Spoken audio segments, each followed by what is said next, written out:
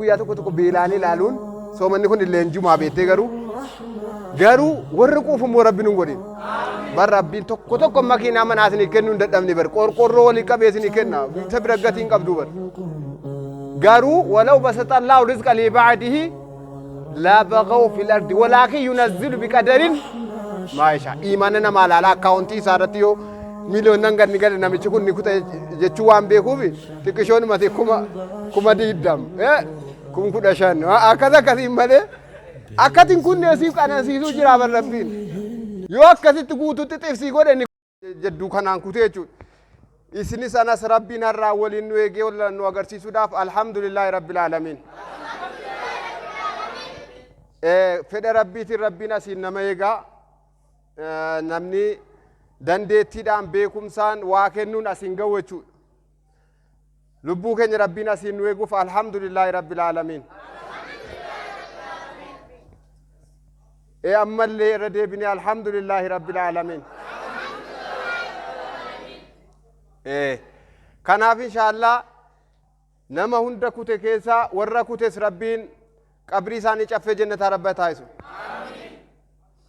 Namu qalbiin bakka nama kute bira dhaqee rabbiin caffee qabrii isaanii caffee jannataa rabba godhu. Rabbi caffee jannataa rabba taa'isu. Rabbiin waa milkeessu.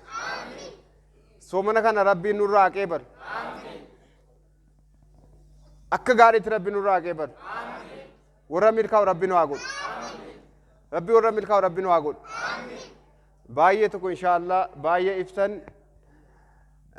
nama gammachiisa. Alhamdulillahi rabbil aalamiin baay'ee isinirraa gammachuun mul'ata jechuudha. Warra gammachuun kun zalaalam waliin dhaabbate rabbiin waa godhu. Warra gammachuun waliin dhaabbate rabbiin waa godhu.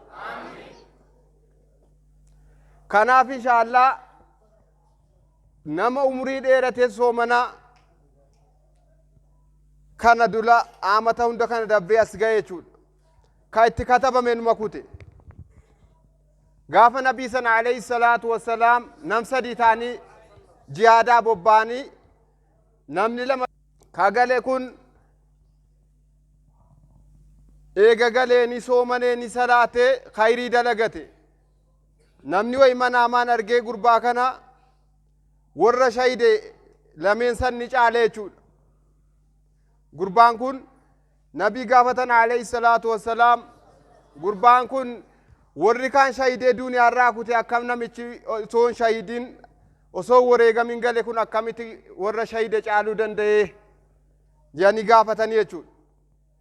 Nabiin alayhi salaatu wassalaam alayhi saama ramadaan soomaneen jiru salaata akkanaa khayrii akkanaa dalageen jiru gurbaan kun dalagee jira.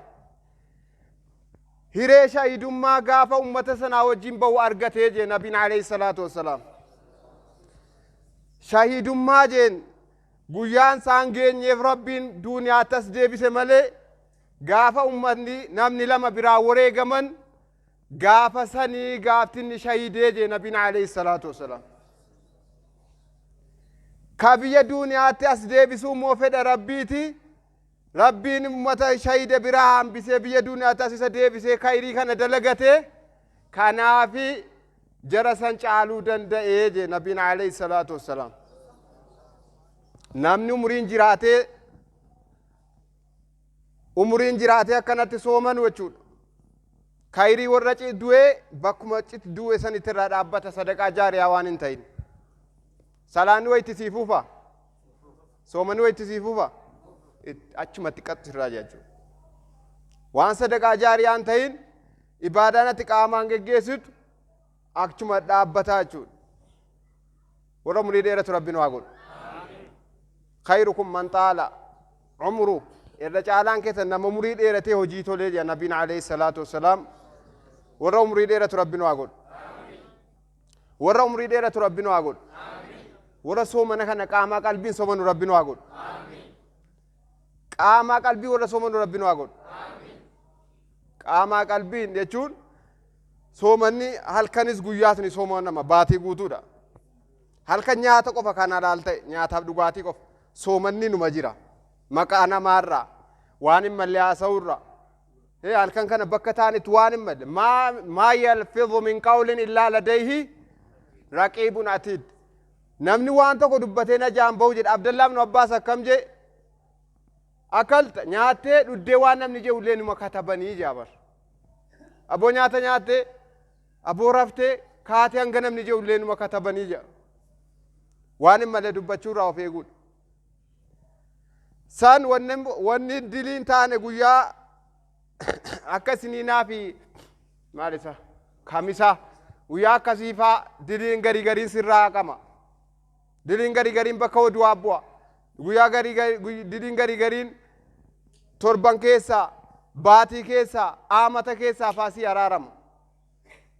Amma fakkeenyaaf soomanni kun dilii kee yooti dhugaan gara isaa deebitee sirraa haqee dabarfata. Warra irraa haqamu Rabbi nu haa godhu.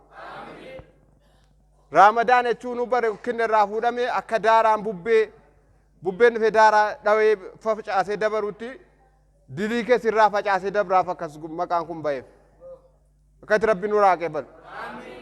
Rabbi nu haa qeebalu. Imaana nuuf haa kennu.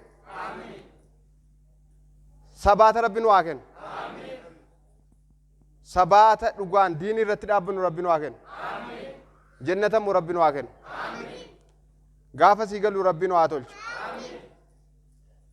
Fuuldura keenya Rabbi nu haa tolchu. Kanaaf bakka deemnutti keessummaa kana akka gaariitti simachuun nurraa barbaachisa. Keessummaan kun kan eenyuuti? Kan Rabbiiti bar. Kan namaa bar. Keessummaan wal caalaa beekan.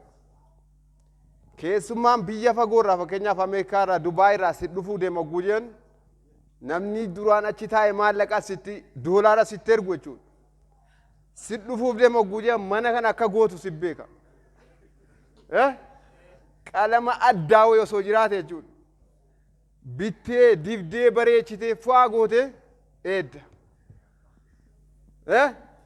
Akkati teeddu akka biraati.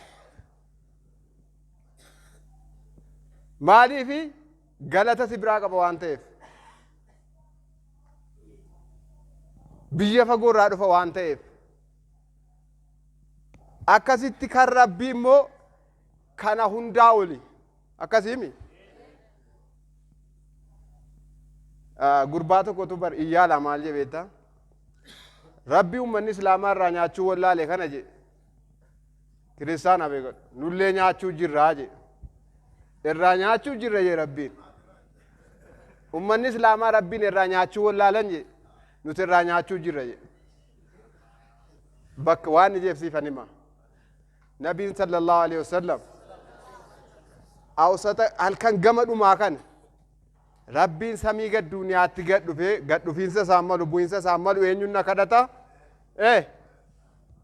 Kan inni isaa kennu eenyu toobaa deebi'a kan hin qeebaluuf hin jiru. Akkasiimi. Saniif inni halkan ka'ee kadhate jan hin salaatu hin soomanu garuu halkan zaasan dhugoomsee ka'ee kadhata. Ka'ee kadhata garuu gana mogguu ka'e hoteela kaaffee bebbeekamaa isuma jira. Maal atoon daladduu maal eessaa akkanatti bakka bareedaa kana nyaatannaan dhiis jeen. Uummanni isin bira ciiftu Rabbii keessanii nuti irraa nyaachuu jirra kunoo isin. Isin irraa nyaachuu wallaaltanii nuti nyaachuu jirra jeen. Waan ajaa'ibaati.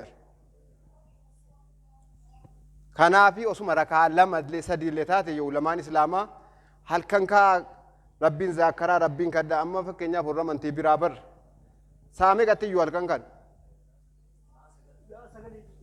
tokkittiidha bakka gariitti ni amanuu bar waan garii ni amanuu hin shakkina shaadatanii didan malee waan Rabbi jedhu dhugoomsuuf jiran amma addunyaa irratti saayinsoonni bar dhugoomsani akkasitti ibsaati dhugoomsan waan Rabbi jedhu bar garii dhugoomsan bar ergaan bar amma waan sareen fuunfatte saamunaan malee biyyeedhaan malee hin ba'u qoratanii irra ga'anii jiran saayinsoon hayyuun beekamaan namni beekaan dhugaa eenyu jedhanii ragaa ba'anii Muhammadul Amiin alayhi salaatu sallu ala nabii kasila soddomatu isin irra bu'a.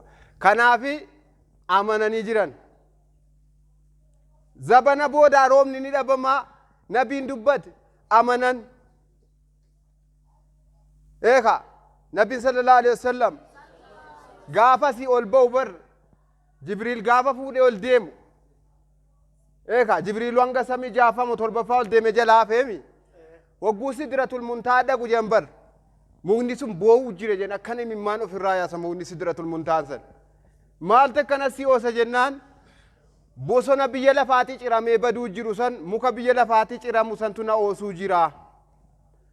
Sun maal jennaan jeen nabiin alayhi salaatu wassalaam rabbi mataan ibiddatti isaa kuchisu warra bosona muka faayidaa qabu ciree balleessu jee abaaree mukni kun faayidaan isaa qilleensa walii kuusee roobni dhufuudhaaf gargaarsa guddaa ta'a jeen.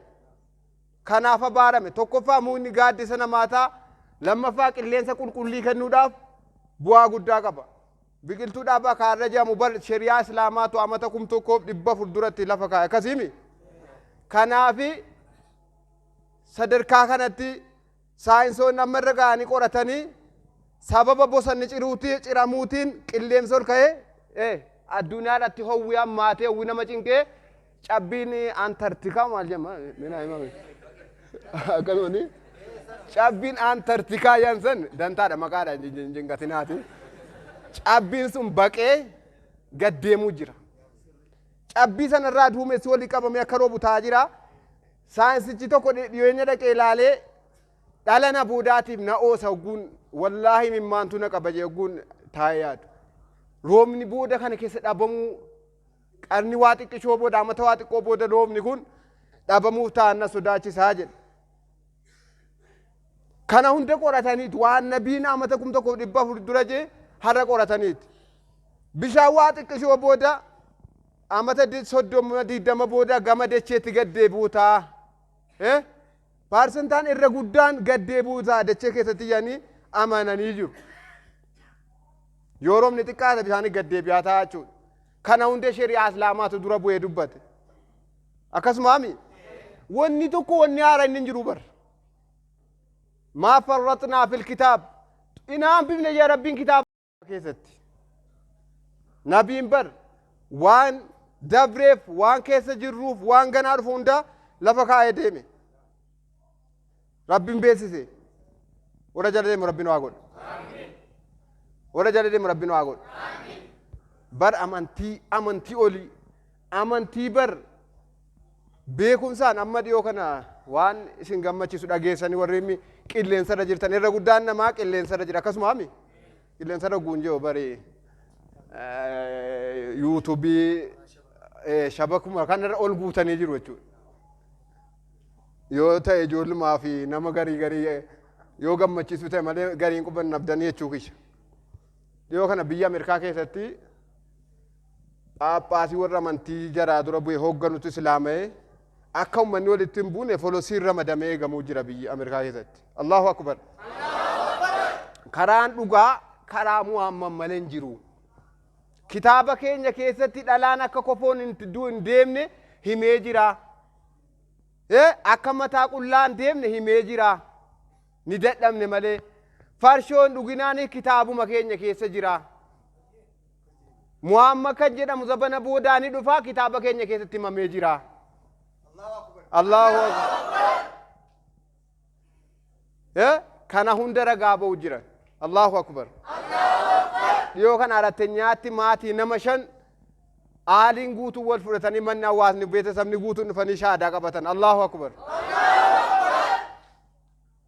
Nama 5 guutuu jaarsaaf jaartii bakka miiraa badhaabanii shaadaa qabsiisan. Gariin keessan waan achiin dhabamuu namni tokko arguun nabu ragaa gaafachuus hin barbaachisu kun waan beekamaadha jechuudha. Rabbi nu haa milkeessu. Amantii bareedaa kana qabannee raamnu maal jechuudha rabbi nu haa dammasu. Abbo waan amantii kanatti nu taphachiisu rabbi nu irraa qabu. Niima amantii kana waan nu wallaalchisu rabbi nu irraa qabu. Yaa ayyuhal ladhiina aamanuu aaminu. Amana warri amantan ammallee amana. Abbaarraa dhaalle bara abbaa kiyya sheeka abbaan damma nyaatee maal jedhasa akkasii abbaan sheeka ta'e abbaan kee qajeele ka abbaan himatin abbaan kee jannata si ooruu duniyaa irratti ooruu isaanii dhaalta makiinaa isa qabeenya isaanii dhaalta achitti abbaa kiyya naa dalagu jira ciisi ati siifa dalagu hin jiru wanni akkasii atis mataa keetiif daladda innis mataa isaatiif dalaga kan isa qabu ogguuti dhalatte si qaraayisuu si qajeelchuu hanga amata 15 hin ga'initti sirra laffa'uu qaba qajeellootti haadha gaarii si ilaalu sirra laffa'uu qaba garuu eegas booda bara abbaan kiyya sheeka ammaali akkas miti hin barbaachisu jajjabaachuun nurraa barbaachisa rabbi nu haa jajjabeessu rabbi nu haa jabeessu nama ibaadaa waxaru rabbi nu haa godhu sheexana immoo nama mo'atu rabbi nu haa godhu sheexanni kun jambar ulamaan sana amma guukarban kilaab sarootaa jambar saroota rabbiin nama diru saree oguu namni siddire eenyutti matta abbaan immoo eenyu rabbuma hin sodaatin sheexanni bari jechuun ofiif of hin argamtin kan isa uume eenyu kan nama gadhiisu eenyu eenyutti matta sheexana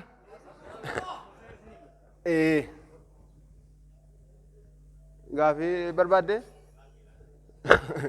takkaa bara qaaqiyya namni waan hin gaafanne dhiiroo har'a eessaa ba'e jeetin ajaa'ibee hin gaafanne innis garuu sheexana rabbuma amma ganfatan a'uudhu billaahi mina shayxaani rajiim jechuun maal narraa dhorkii miti akkasuma aban yaa rabbi saroota kee kana natti hin gadhiisni narraa dhorkii jettee abbuma baqachuu qabdaa eeka laa maljaa walaa manjaa minka illaa ilayka jaaban nabiin alayhi salaatu wasalaam abuu hadhat yaa rabbi sirraa bakkitti baqatan hin jiru akkitti nagaya ta'aniinis hin jiru sumatti harka kennuu malee bar rabbiin bakkatti duraa baatu hin jiru bar eeka bar guyyaa xaa'ib dhaqee dhawamu san nabiin alayhi salaatu wasalaam hanga ummanni ilkee isaa cabsee miilli ciccitee dhiige daran maal jee beektaa nabiin alayhi salaatu wasalaam deemsa kana keessatti yookaa jarjaree yookaa akkam malee ta'e yaa rabbi dallansuu ati na dallanuun sodaadha jee bar osoo nu taate bar isa maaluma godhee kana narraan dhaabbatu isa maana fatanaa oola etaa akkasumanti isa dhiiru maaliin balleessan naman ajjeemne maana jalaan deebine etteefaa bar yaada keessa seente akka jee